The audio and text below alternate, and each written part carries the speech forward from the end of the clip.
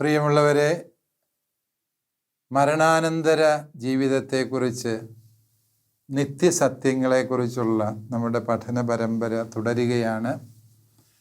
ഈ പഠനത്തിൽ നാം പ്രധാനമായും ലക്ഷ്യം വയ്ക്കുന്നത്, പ്രത്യേകിച്ച് ഇന്നത്തെ ക്ലാസ്സിൽ നാം ലക്ഷ്യം വയ്ക്കുന്നത്, മനുഷ്യൻ്റെ രണ്ടാമത്തെ അന്ത്യമായി കരുതുന്ന വിധിയെക്കുറിച്ചാണ്. നമുക്കറിയാം, ഈ വിധി എന്ന് പറയുന്നതിനെ നാം എല്ലാവരും ദൈവത്തിരുമുമ്പിൽ നമ്മുടെ പ്രവർത്തനങ്ങൾക്ക് കണക്ക് കൊടുക്കേണ്ടി വരും. നാം പറഞ്ഞ ഓരോ വാക്കുകൾക്കും, ചെയ്ത ഓരോ പ്രവൃത്തികൾക്കും, മനസ്സിൽ കരുതിയ ഓരോ ചിന്തകൾക്കും, നാം ചെയ്യാമായിരുന്നിട്ടും ചെയ്യാതെ പോയ ഓരോ ഉപേക്ഷകൾക്കും ദൈവത്തിരുമുമ്പിൽ കണക്ക് കൊടുക്കേണ്ടി വരും. മനുഷ്യനും ദൈവവും തമ്മിൽ അങ്ങനെ ഒരു ബന്ധമുണ്ട്. കാരണം മനുഷ്യനെ ദൈവം ഈ ഭൂമിയിൽ സൃഷ്ടിച്ചത് തൻ്റെ തിരുഹിതത്തിന് ഈ ഭൂമിയിൽ സാക്ഷ്യം വഹിച്ച് ജീവിക്കാനാണ്. അപ്രകാരം ചെയ്തില്ല എങ്കിൽ നാം അതിന് കണക്ക് കൊടുക്കുകയും അതിനുള്ള പരിഹാരക്രിയകൾ അനുഷ്ഠിക്കുകയും ചെയ്യേണ്ടി വരും. അപ്രകാരം ചെയ്തെങ്കിലോ ദൈവത്തിരുമുമ്പിൽ ആ കണക്ക് കൊടുക്കുകയും കൂടുതൽ അനുഗ്രഹീതമാവുകയും ചെയ്യും. ഈശോ മിശിഹ ഇത് വ്യക്തമാക്കാൻ വേണ്ടി പല ഉപമകളും വിശുദ്ധ ഗ്രന്ഥത്തിൽ പറഞ്ഞിട്ടുണ്ട് എന്ന് നമുക്കറിയാം. അവിടുന്ന് താലന്തുകളുടെ ഉപമ പറഞ്ഞു. 10 താലന്ത് കൊടുത്തവൻ, 5 താലന്ത് കൊടുത്തു, 1 താലന്ത് കൊടുത്തു. 10 താലന്ത് കൊണ്ട് വീണ്ടും 5 താലന്ത് കിട്ടിയവൻ അതുകൊണ്ട് വീണ്ടും 5 കൂടി അധ്വാനിച്ച് നേടിയപ്പോൾ എന്ത് കിട്ടി? അവനെ 10 ഗ്രാമങ്ങളുടെ അധിപനാക്കി മാറ്റി. അവന് കൂടുതൽ കൃപയും അനുഗ്രഹവും കൊടുത്തു. അതായത് ദൈവത്തിരുമുമ്പിൽ ഇപ്രകാരം ഒരു വിധിയുണ്ട് എന്ന സത്യം നാം തിരിച്ചറിയണം. വിശുദ്ധ യോഹന്നാൻ ശ്ലീഹ പറയും, ഈ വിധി എന്ന് പറയുന്നത് 3 തലങ്ങളിൽ മനസ്സിലാക്കാം. ഒന്ന്, ഗതകാല വിധിയുണ്ട്. കഴിഞ്ഞ കാലം, പാസ്റ്റ് ടെൻസിൽ പറയുക.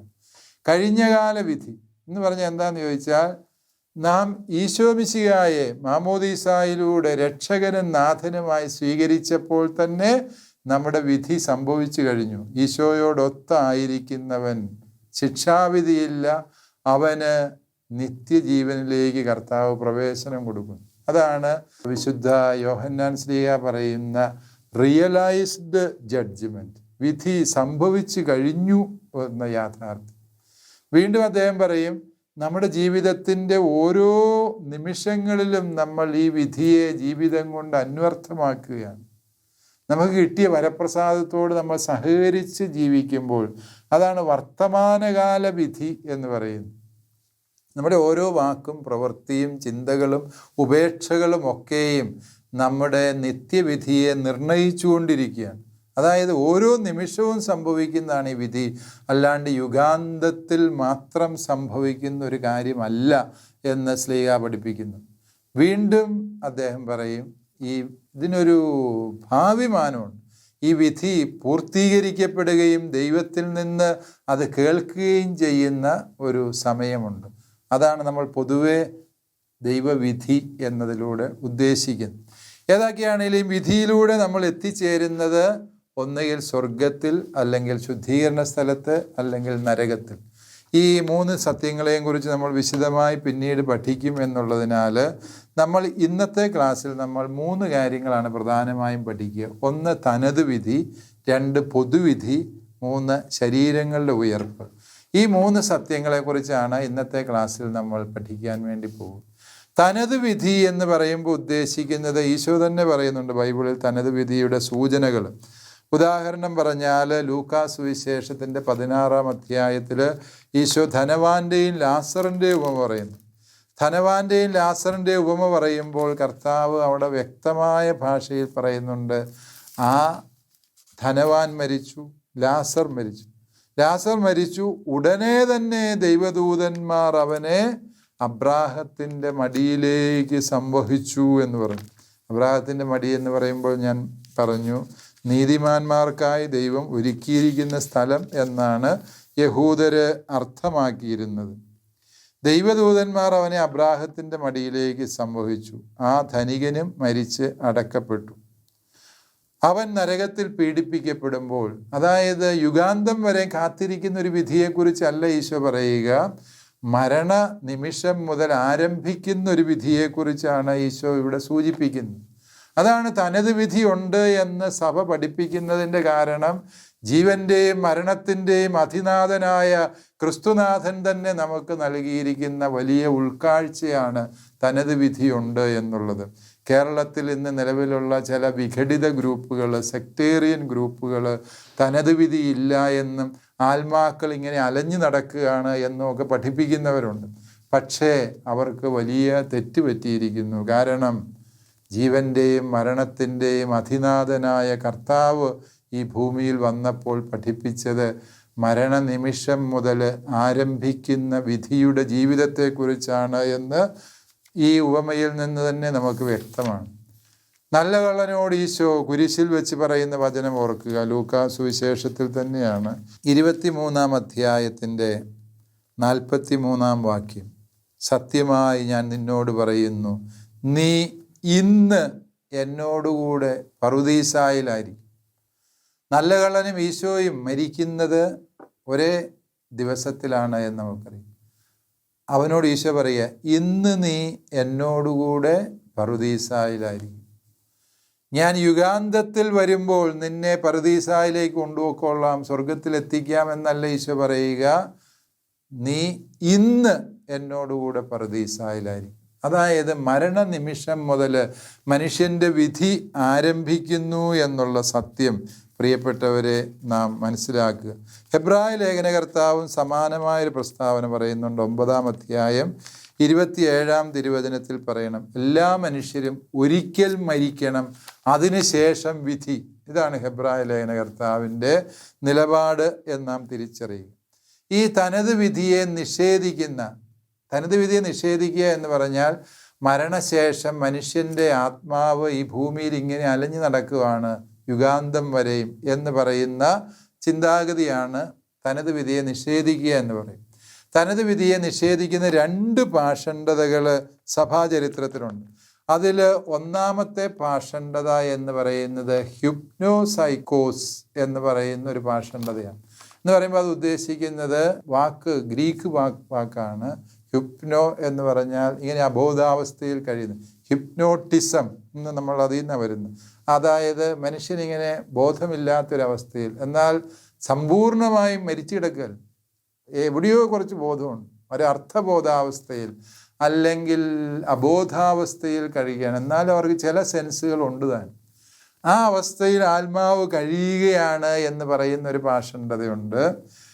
മറ്റൊരു പാഷണ്ഡത എന്ന് പറയുന്നത് തനത്തോസൈക്കോസിസ് എന്നാണ്. അതായത് തനാത്തോസ് എന്ന് പറഞ്ഞാൽ മരണം എന്നാണ്. ഈ മരിച്ചതിന് ശേഷം ഈ ആത്മാക്കൾ ഇങ്ങനെ ഭൂമിയിൽ വട്ടം കറങ്ങി നടക്കുകയാണ്. എവിടെയാണ് പോയിരിക്കേണ്ടത്, ആരില്ല പ്രവേശിക്കേണ്ടത്, ആരെയാണ് ഉപദ്രവിക്കേണ്ടത് എന്ന് നോക്കി ആത്മാക്കൾ ഇങ്ങനെ നടക്കുവാണ്, വട്ടം കറങ്ങി നടക്കുവാണ് എന്ന് പറയുന്ന 2 പാഷണ്ഡതകൾ ആദിമ സഭയിലുണ്ടായിരുന്നു.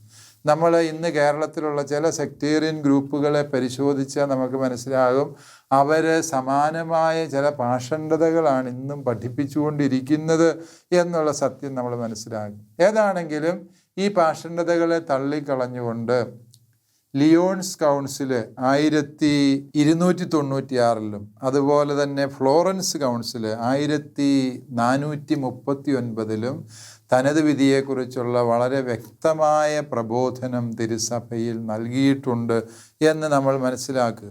ഇന്നലെ നാം പഠിച്ച ബെനഡിക്തൂസ് ദേവൂസ്, ബെനഡിക്റ്റ് 12-ാമൻ മാർപ്പാപ്പായുടെ മരണാനന്തര ജീവിതത്തെക്കുറിച്ചുള്ള വളരെ ശക്തമായൊരു പ്രബോധനമാണത്. അതിലും തനത് വിധി എന്നുള്ളത് സഭയുടെ വിശ്വാസത്തിൻ്റെ അനിവാര്യമായ ഭാഗമാണ് എന്ന് പരിശുദ്ധ പിതാവ് പഠിപ്പിക്കുന്നുണ്ട്. അതുപോലെ തന്നെ യൂജിൻ 4-ാമൻ മാർപ്പാപ്പായുടെ ഐക്യരേഖ, ഡിക്രി ഓഫ് യൂണിയൻ എന്ന് പറയുന്ന പ്രബോധന രേഖയും തനത് വിധിയെ കൃത്യവും വ്യക്തവുമായ ഭാഷയിൽ പഠിപ്പിക്കുന്നുണ്ട്.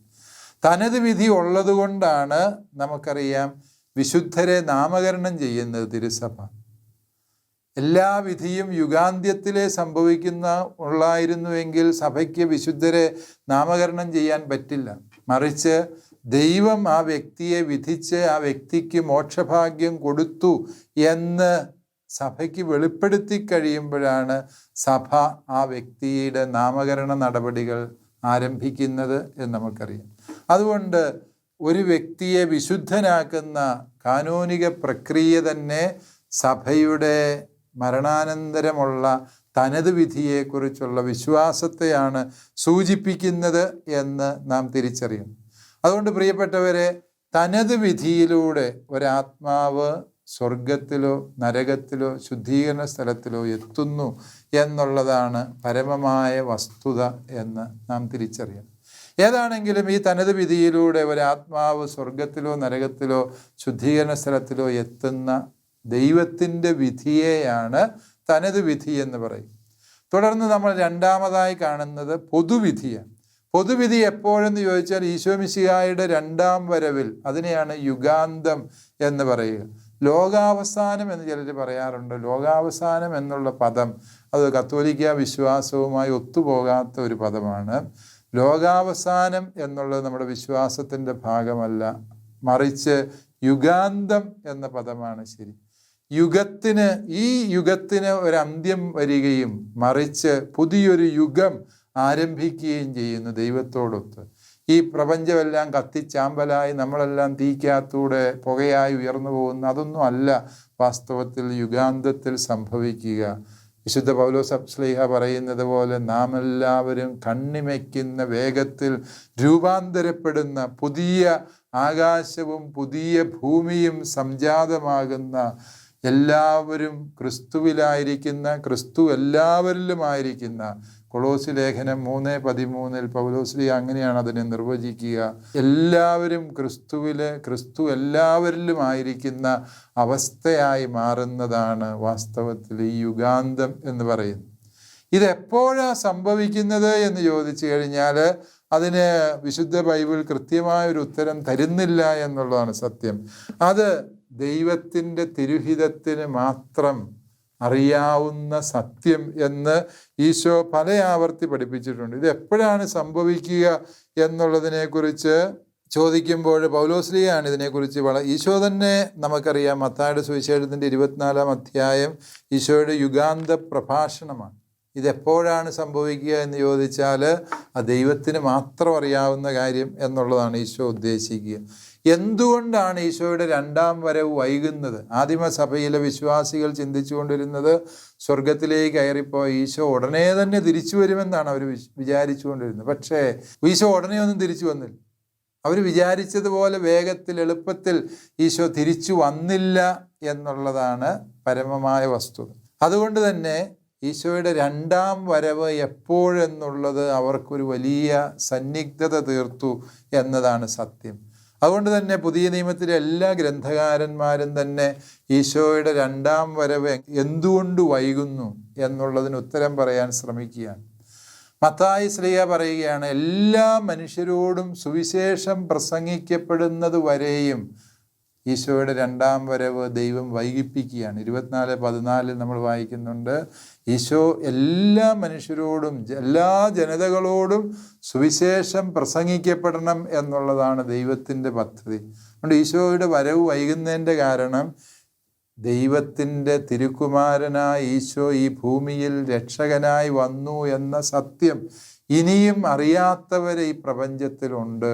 അത് നാം പൂർത്തീകരിക്കണം. നമ്മുടെ സുവിശേഷ പ്രഘോഷണം പൂർത്തീകരിക്കുമ്പോഴാണ് ആ സത്യം സംജാതമാകുന്നത് എന്നുള്ളത് നമ്മൾ തിരിച്ചറിയണം. അതോടൊപ്പം ഈ ഈശോയുടെ രണ്ടാം വരവ് വൈകി എന്നുള്ളത് കൊണ്ട് നമുക്ക് പ്രത്യേകിച്ച് നഷ്ടങ്ങളൊന്നുമില്ല. കാരണം എന്താണ്? ഈശോയിലായിരിക്കാൻ വേണ്ടി ഈശോ നമുക്ക് ഒരു പ്രത്യേക കൂട്ടായ്മ തന്നിട്ടുണ്ട്. ആ കൂട്ടായ്മയാണ് സഭ. സഭയിലായിരിക്കുകയും സഭ നമ്മെ പഠിപ്പിക്കുന്ന സത്യങ്ങൾ വിശ്വസിച്ച് ജീവിക്കുകയും കൂദാശകൾ അനുഷ്ഠിക്കുകയും ചെയ്യുമ്പോൾ വാസ്തവത്തിൽ നാം സ്വർഗീയ ജീവിതമാണ് അനുഭവിക്കുന്നത് എന്നുള്ള സത്യം പ്രിയപ്പെട്ടവരെ മനസ്സിലാക്കുക. അതൊരു സ്വർഗീയ ജീവിതത്തിൻ്റെ അനുഭവമാണ് വാസ്തവത്തിൽ ഈ സഭയിലെ ജീവിതം. അല്പം കൂടി ആഴത്തിൽ ചിന്തിച്ചു കഴിഞ്ഞാൽ ഈശോ എന്നാണ് വരുന്നത് എന്നോർത്ത് നമ്മൾ എന്തിനാണ് അസ്വസ്ഥമാകുന്നത്? ഓരോ ദിവസവും വിശുദ്ധ അൾത്താരയിൽ ദൈവജനം കർത്താവെ വന്നാലുമെന്ന് പ്രാർത്ഥനയോടെ കാത്തിരിക്കുമ്പോൾ സ്വർഗം വിട്ട് അവിടുന്ന് അൾത്താരയിൽ പരിശുദ്ധ കുർബാനയായി വരുന്നു എന്ന് മാത്രമല്ല, അൾത്താരയിൽ നിന്ന് നമ്മുടെ ഹൃദയത്തിലേക്ക് അവിടുന്ന് വരുന്നു. ഈശോയുടെ രണ്ടാം വരവ് എന്നുള്ളത് നമ്മുടെ വിശ്വാസത്തിൻ്റെ അനുദിന ജീവിതത്തിൽ നമുക്ക് അനുഭവിച്ചറിയാവുന്ന സത്യമാണ് എന്നുള്ളത് കൊണ്ട് രണ്ടാം വരവ് വൈകി എന്നുള്ളതിനെക്കുറിച്ച് നമ്മൾ ആരും നിരാശപ്പെടേണ്ടതില്ല. അത് വൈകിയതിൻ്റെ പേരിൽ നമുക്കൊരു നഷ്ടവുമില്ല.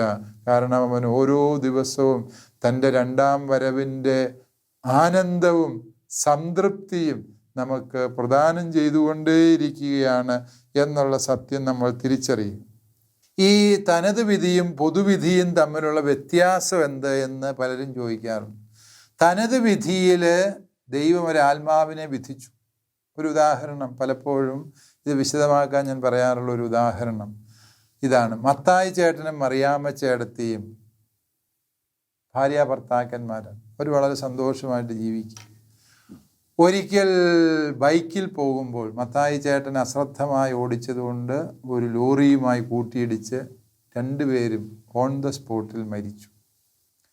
ദൈവം അവരുടെ വിധി നടത്തും. തനത് വിധി എവിടെ വെച്ച് നടത്തുന്നത്? മരണസമയത്താണ് നടത്തുന്നത്. എവിടെ വെച്ച് മരിച്ചു അവിടെ വെച്ച് തന്നെ ആ നിമിഷത്തിൽ ദൈവം വിധിച്ചു. ആ ടാർ റോഡിൽ വെച്ച്, ലോറിയുടെ കീഴെ വെച്ച് അവരുടെ തനത് വിധി നടന്നു. ദൈവം മറിയാമ്മയെ നോക്കി പറഞ്ഞു, സ്വർഗത്തിൽ പ്രവേശിച്ചു. കാരണം അവൾ അത്രമേൽ ദൈവ പ്രമാണങ്ങൾ അനുസരിച്ചാണ് ജീവിക്കുന്നത്. മത്തായിയെ നോക്കിയിട്ട് ദൈവം പറഞ്ഞു, ഇവനാള് ശരിയല്ല, ഇവനെ തൽക്കാലത്തേക്ക് സ്വർഗത്തിൽ കയറ്റേണ്ടതില്ല. ദൈവം വാസ്തവത്തിൽ മത്തായിക്ക് നരകശിക്ഷയും മറിയത്തിന് സ്വർഗഭാഗ്യവും കൊടുത്തു. മറിയാമ്മയ്ക്ക് ഇത് തീരെ സ്വീകാര്യമായ വിഷയമേ ആയില്ല. മറിയാമ്മ എന്നും പിണങ്ങിയും കലഹിച്ചുമാണ് സ്വർഗത്തിൽ കഴിഞ്ഞത്. എന്നാലും എൻ്റെ ദൈവമേ, ആ മനുഷ്യൻ വല്ലകാലത്ത് ഒരല്പം മദ്യം കഴിക്കുന്നത് ഒഴിച്ചാൽ എന്നെയും പിള്ളേരെയും പൊന്നുപോലെ നോക്കിയ കെട്ടിയോൻ, അയാൾക്ക് ഈ ഗതി വന്നല്ലോ എന്നുള്ള വിഷമവുമായിട്ട് മറിയാമ്മ സ്വർഗത്തിൽ ഇങ്ങനെ സ്വർഗ സൗഭാഗ്യത്തിലാണെങ്കിൽ പോലും തൻ്റെ ഭർത്താവിനെ ഓർത്ത് മറിയാമ്മ സങ്കടപ്പെട്ട് കഴിഞ്ഞു. ദൈവം പ്രത്യേകിച്ച് തിരുത്താനൊന്നും പോയില്ല. അത് തിരുത്തപ്പെടുന്ന ഒരു സമയമുണ്ട്. അതാണ് ഈ പൊതുവിധി എന്ന് പറയുന്നത്. പൊതുവിധിയിൽ എന്താണ് സംഭവിക്കുക എന്ന് ചോദിച്ചാൽ, ഇതുവരെയും എന്തുകൊണ്ട് മറിയാമ്മയ്ക്ക് സ്വർഗം കിട്ടി എന്നുള്ളത് ദൈവത്തിനും മറിയാമ്മയ്ക്കും മാത്രം അറിയാവുന്ന സത്യമാണ്. എന്നാൽ എന്തുകൊണ്ട് മത്തായിക്ക് നരകം കിട്ടി എന്നുള്ളത് ഇതുപോലെ ദൈവത്തിനും മത്തായിക്കും മാത്രം അറിയാവുന്ന രഹസ്യമാണ്. എന്നാൽ പൊതുവിധിയുടെ സമയത്ത് ഇത് സർവ സൃഷ്ടികൾക്കും മുമ്പിൽ വെളിപ്പെടുത്തപ്പെടുന്നു എന്നുള്ളതാണ് ഒന്നാമത്തെ വ്യത്യാസം. എന്ന് പറയുമ്പോൾ ഉദ്ദേശിക്കുന്നത് സകല സൃഷ്ടിക്ക് മുമ്പിൽ വെളിപ്പെടുത്തുന്നത്. എങ്ങനെയാണ് ദൈവം വെളിപ്പെടുത്തുന്നത് എന്ന് നമുക്ക് അറിഞ്ഞുകൂടാ. നമുക്ക് വേണമെങ്കിൽ സങ്കല്പിക്കാം, ആകാശം ഒരു വലിയ TV സ്ക്രീനായി അങ്ങ് മാറുന്നു. നമ്മൾ ചെയ്ത എല്ലാ പ്രവൃത്തികളും സകല സൃഷ്ടികൾക്ക് മുമ്പിൽ വെളിപ്പെടുന്നു. നമ്മൾ ചെയ്ത സർവപാപങ്ങളും വെളിപ്പെടുമ്പോൾ സൃഷ്ടപ്രപഞ്ചം അംഗീകരിക്കും. ദൈവത്തിൻ്റെ വിധി സത്യമാണ്, ന്യായമാണ്, ആ മനുഷ്യൻ നരകശിക്ഷയ്ക്ക് അർഹനാണ് എന്ന് വെളിപ്പെടും. നമ്മുടെ തിന്മകൾ മാത്രമല്ല, നമ്മുടെ നന്മയും വെളിപ്പെടും. അതായത് പ്രത്യക്ഷത്തിൽ പ്രത്യേകിച്ച് ആർക്കും ഒരു ഉപകാരം ചെയ്യാതെ ജീവിച്ചവൻ ദുഷ്ടൻ എന്ന് നമ്മൾ വിചാരിച്ച ചിലരൊക്കെ സ്വർഗത്തിലുണ്ടാകും. അപ്പോൾ നമുക്ക് സംശയം തോന്നി, എടാ ഈ ദുഷ്ടനൊക്കെ എങ്ങനെ സ്വർഗത്തിൽ കയറി വന്നു? അതിൻ്റെ കാരണവും നമുക്ക് മുമ്പിൽ വെളിപ്പെടും. സത്യമായും ആ മനുഷ്യൻ പ്രത്യക്ഷത്തിൽ അങ്ങനെയൊന്നും ആരെ അറിയിക്കാതെ ജീവിച്ചെങ്കിലും അയാൾ ഒരുപാട് നന്മകൾ ചെയ്യുന്നുണ്ടായിരുന്നു. നമ്മുടെ നന്മയും തിന്മയും ദൈവമായ കർത്താവ് സകല സൃഷ്ടിക്കും മുമ്പിൽ വെളിപ്പെടുത്തുന്നു. മത്തായിയുടെ അന്ത്യവിധി വരികയാണ്. മറിയാമ്മ ഇങ്ങനെ നോക്കിയിരിക്കുകയാണ്. മത്തായിയുടെ അന്ത്യവിധി ഇങ്ങനെ നോക്കിയിരിക്കുമ്പോൾ മത്തായി ചേട്ടൻ്റെ പ്രവൃത്തികൾ മറിയാമ്മയ്ക്ക് മുമ്പിൽ വെളിപ്പെടുന്നു. മത്തായി ചേട്ടൻ രാത്രിയിൽ വീട്ടിൽ നിന്ന് ഇറങ്ങിപ്പോകുന്നു. മറിയാമ്മ ഒരിക്കലും പ്രതീക്ഷിക്കാത്ത വ്യക്തികളുടെ കൂടെ കാണാൻ പാടില്ലാത്ത കാഴ്ചകൾ മത്തായിയെക്കുറിച്ച് മറിയാമ്മ കാണുന്നു. ഉടയതമ്പുരാനെ, ഈ മനുഷ്യൻ എന്നെ ചതിക്കുമായിരുന്നല്ലോ എന്ന് മറിയാമ്മ ചിന്തിക്കുകയും മറിയാമ്മ ദൈവത്തോട് പറഞ്ഞു, ദൈവമേ, നീ നീതിമാൻ അതിയാന് അർഹതപ്പെട്ട സ്ഥലത്ത് തന്നെയാണ് നീ എത്തിച്ചിരിക്കുന്നത്. പ്രിയപ്പെട്ടവരെ, പൊതുവിധിയിൽ ദൈവത്തിൻ്റെ വിധി സത്യവും ന്യായവുമാണെന്ന് സകല സൃഷ്ടികളും പറയുന്നു എന്നുള്ളതാണ് ഈ വെളിപ്പെടുത്തൽ എന്നുള്ളതിലൂടെ ഉദ്ദേശിക്കുന്നത്. എന്താണ് പൊതുവിധിയിൽ യഥാർത്ഥത്തിൽ വെളിപ്പെടുന്നത് എന്ന് ചോദിച്ചാൽ, നമ്മുടെ നന്മയും തിന്മയും വെളിപ്പെടുന്നു എന്നുള്ളതിനേക്കാൾ ഉപരി ദൈവത്തിൻ്റെ യഥാർത്ഥ നീതി ദൈവം വെളിപ്പെടുത്തുന്നു എന്ന് നമുക്ക് മനസ്സിലാക്കാൻ വേണ്ടി സാധിക്കും. വീണ്ടും രണ്ടാമത്തെ വ്യത്യാസം എന്ന് പറയുന്നത്, പൊതുവിധിയിൽ സംഭവിക്കുന്നത് ശുദ്ധീകരണ സ്ഥലം ഇല്ലാതാവുകയും, അതേക്കുറിച്ച് നമ്മൾ അടുത്ത ക്ലാസ്സിൽ പഠിക്കുന്നതാണ്. ശുദ്ധീകരണ സ്ഥലം ഇല്ലാതാവുകയും എല്ലാ ശുദ്ധീകരാത്മാക്കളും സ്വർഗത്തിലേക്ക് പ്രവേശിക്കുകയും ചെയ്യുന്നു എന്നുള്ളതാണ് പൊതുവിധിയിൽ സംഭവിക്കുന്നത്. അതേസമയം തനത് വിധിയിൽ ഈ ആത്മാക്കൾ എവിടെ എത്തുന്നു? ശുദ്ധീകരണ സ്ഥലത്തിലെത്താൻ സാധ്യതയുണ്ട്. സ്വർഗത്തിലെത്തേണ്ടവരാണ്, പക്ഷെ അതിനുള്ള യോഗ്യത ഇപ്പോഴവർക്കില്ലാതെ വരുമ്പോൾ അവർ ശുദ്ധീകരണ സ്ഥലത്തിലെത്തിയിരുന്നു. ആ ശുദ്ധീകരണ സ്ഥലം അവസാനിക്കുകയും എല്ലാ ശുദ്ധീകരാത്മാക്കളും സ്വർഗത്തിലെത്തുകയും ചെയ്യും. വീണ്ടും നമ്മൾ മനസ്സിലാക്കുന്നുണ്ട് മറ്റൊരു വ്യത്യാസം എന്ന് പറയുന്നത്, ശരീരങ്ങൾ ഉയർപ്പിക്കപ്പെടുന്നു എന്നുള്ളതാണ്. അതുവരെയും സ്വർഗഭാഗ്യമാകട്ടെ, നരകശിക്ഷയാകട്ടെ, ശുദ്ധീകരണ സ്ഥലത്തിലെ ശുദ്ധീകരണ പ്രക്രിയയാകട്ടെ, ആത്മാവ് അനുഭവിച്ചുകൊണ്ടിരിക്കുകയായിരുന്നു. ആ ആത്മാവ് എന്ന് പറയുമ്പോഴും അത് വ്യക്തിരൂപമാണ് എന്ന് നമ്മൾ പഠിച്ചു കഴിഞ്ഞ കാര്യമാണ്. ആത്മാവ് അനുഭവിച്ചുകൊണ്ടിരുന്ന ആ യാഥാർത്ഥ്യം ഇന്നു മുതൽ, അല്ലെങ്കിൽ ഈ പൊതുവിധിയുടെ നിമിഷം മുതൽ അത് ശരീരത്തോട് ചേർന്ന് മനുഷ്യൻ്റെ സമഗ്രതയിൽ അനുഭവിച്ചു തുടങ്ങും. വിധിയുടെ ഉള്ളടക്കത്തിൽ മാറ്റമില്ല. തനത് വിധിയിൽ നരകം കിട്ടിയ വ്യക്തിക്ക് പൊതുവിധിക്ക് ശേഷവും നരകമാണ്. തനത് വിധിയിൽ സ്വർഗം കിട്ടിയ വ്യക്തിക്കും പൊതുവിധിക്ക് ശേഷവും സ്വർഗഭാഗ്യം തന്നെയാണ്. അതേസമയം തനത് വിധിയിൽ ശുദ്ധീകരണ സ്ഥലം കിട്ടിയ ആളുകൾക്ക് പൊതുവിധിയോടെ ലഭിക്കുന്നത് സ്വർഗഭാഗ്യമായിരിക്കും. അതുകൊണ്ട് ഈ തനത് വിധിയും പൊതുവിധിയും തമ്മിലുള്ള പാരസ്പര്യം, പ്രിയപ്പെട്ടവരെ, നമ്മൾ ശരിയായ അർത്ഥത്തിൽ തന്നെ മനസ്സിലാക്കേണ്ടതുണ്ട്. മൂന്നാമത്തെ സത്യം നമ്മൾ ഇന്ന് പഠിക്കേണ്ടത് ശരീരത്തിൻ്റെ ഉയർപ്പ് എന്നുള്ളതാണ്. ശരീരം ഉയർത്തെഴുന്നേൽക്കാനുള്ളതാണ് എന്നുള്ളത് നമ്മൾ എപ്പോഴും പഠിച്ചിരിക്കേണ്ട സത്യമാണ്. നമ്മുടെ ഈ ശരീരം മരണശേഷം ഉയർക്കും. അത് ഏത് രൂപത്തിൽ എന്ന് ചോദിച്ചാൽ അതിനെ വിശദീകരിക്കാൻ വേണ്ടി ബൈബിൾ ഉപയോഗിക്കുന്ന പല ഉദാഹരണങ്ങളുണ്ട്. പ്രത്യേകിച്ച് നമുക്ക് മരണാനന്തര ജീവിതത്തെക്കുറിച്ച് പഠിപ്പിക്കുന്ന വിശുദ്ധ ഗ്രന്ഥത്തിലെ ഏറ്റവും ആധികാരികമായ പാഠഭാഗം വിശുദ്ധ പൗലോസ്ലീഹ കൊറിന്തോസുകാർക്ക് എഴുതിയ ലേഖനത്തിൻ്റെ 15-ാമത്തെ അധ്യായമാണ്. അവിടെ മരിക്കുന്നത് മർത്യശരീരം, ഉയർക്കുന്നത് ആത്മീയ ശരീരം എന്ന് പറഞ്ഞ് വിശുദ്ധ പൗലോസ്ലീഹ 15-ാം അധ്യായത്തിൻ്റെ 35 മുതലുള്ള വാക്യങ്ങളിൽ പ്രത്യേകിച്ച് ശരീരങ്ങളുടെ ഉയർപ്പിനെ കുറിച്ചുള്ള വളരെ കൃത്യമായ പ്രബോധനങ്ങൾ നൽകുന്നുണ്ട് എന്ന് നമുക്ക് തിരിച്ചറിയാം. ആരെങ്കിലും ചോദിച്ചേക്കാം, മരിച്ചവർ എങ്ങനെയാണ് ഉയർപ്പിക്കപ്പെടുക? ഏത് തരം ശരീരത്തോടെ ആയിരിക്കും അവർ പ്രത്യക്ഷപ്പെടുക? നീ വിതയ്ക്കുന്നത് നശിക്കുന്നില്ലെങ്കിൽ അത് പുനർജീവിക്കുകയില്ല. ഉണ്ടാകാനിരിക്കുന്ന പദാർത്ഥമല്ല നീ വിതയ്ക്കുന്നത്, ഗോതമ്പിൻ്റെയോ മറ്റുമല്ല ധാന്യത്തിൻ്റെയോ വെറുമൊരു മണിയത്രേ. എന്നാൽ ദൈവം തൻ്റെ ഇഷ്ടമനുസരിച്ച് ഓരോ വിത്തിനും അതാതിൻ്റേതായ ശരീരം നൽകുന്നു. സ്ലീഹ പറയുകയാണ്, ഈ ശരീരത്തിൻ്റെ ഉയർപ്പിന് നമ്മൾ ഒരു വിത്ത് നടുന്നു, ആ വിത്ത് അഴുകിപ്പോകുന്നു, പക്ഷെ ആ വിത്തിൽ നിന്ന് ഉയർന്നു വരുന്നത് ഒരു പുതുനാമ്പ് വരുന്നു, അത് ചെടിയാകുന്നു, മരമായി വളരുന്നു. നാം മണ്ണിൽ നട്ടത് ഒരു ചക്കുക്കുരുവാണ്. ചക്കുക്കുരുവിൽ നിന്ന് ചക്കുക്കുരുവല്ല ഉണ്ടായി വരുന്നത്, ഒരു പ്ലാവിൻ്റെ തൈ ഉണ്ടായി വരുന്നു. അത് വളർന്ന് വളർന്ന് ഒരു വലിയ പ്ലാവായി തീരുന്നു, അതിൽ ഫലങ്ങൾ കായ്ക്കുന്നു. സ്ലീഹ പറയുകയാണ്, നാം മണ്ണിലേക്ക് വയ്ക്കുന്ന ഈ ശരീരം അതുപോലെ ഇങ്ങ് എഴുന്നേറ്റ് വരുന്നു എന്ന അർത്ഥത്തിലല്ല. മരിക്കുന്നത് മർത്യ ശരീരം, ഉയർക്കുന്നത് ആത്മീയ ശരീരം എന്ന് അപ്പസ്തോലൻ പറയുന്നതിൻ്റെ പൊരുള് പ്രിയപ്പെട്ടവരെ നാം മനസ്സിലാക്കണം. അതുകൊണ്ട് ചിലപ്പോഴൊക്കെ ആളുകൾ ചോദിക്കാറുണ്ട്, നമ്മുടെ ശരീരം ഉയർത്തെഴുന്നേൽക്കുന്നതല്ലേ, അതുകൊണ്ട് നമുക്ക് ഇങ്ങനെയൊക്കെ ചെയ്യാൻ പറ്റുമോ? അതായത് നമ്മുടെ കണ്ണ് ദാനം ചെയ്യുക, കിഡ്നി ദാനം ചെയ്യുക, അവയവങ്ങളെല്ലാം ദാനം ചെയ്ത് വെച്ചിരുന്നാൽ ഉയർപ്പിക്കപ്പെടുന്ന ശരീരത്തിൽ ഇത്തരത്തിലുള്ള അവയവങ്ങൾ ഇല്ലാതെ പോവുകയല്ലേ എന്നൊക്കെ ആശങ്കപ്പെടുന്നവരുണ്ട്. അതിനുള്ള ഉത്തരമാണ്, നമ്മുടെ ശരീരം മഹത്വത്തോടെ ഉയർപ്പിക്കപ്പെടും. എങ്ങനെയാണ് ഉയർപ്പിക്കപ്പെടുന്നത് എന്ന് ചോദിച്ചാൽ, ഈശോ മിശിഹ എങ്ങനെ ഉയർത്തോ അതുപോലെ ഉയർപ്പിക്കപ്പെടുന്നു. ഈശോ മരിച്ച ശേഷം ഉയർത്തപ്പോൾ ഈശോയ്ക്ക് ശരീരം ഉണ്ടായിരുന്നോ? തീർച്ചയായും ഉണ്ടായിരുന്നു. അതുകൊണ്ടാണ് അവൻ ശിഷ്യരോട് വന്ന് എൻ്റെ മുറിപ്പാടുകളിൽ തൊടാൻ പറയും. അതുകൊണ്ടാണ് ഈശോ അവരുടെ മുമ്പിൽ വെച്ച് ഭക്ഷണം കഴിക്കുന്നത്. അതേസമയം ഈശോയുടെ ശരീരത്തിന് പ്രത്യേകതകൾ ഉണ്ടായിരുന്നു. കഥ കടച്ചിരിക്കവേ അവൻ അപ്രത്യക്ഷമാകുന്നു. അവൻ ഒരേ സമയത്ത് ഗലീലയിലും യൂദയായിലും പ്രത്യക്ഷപ്പെടുന്നു.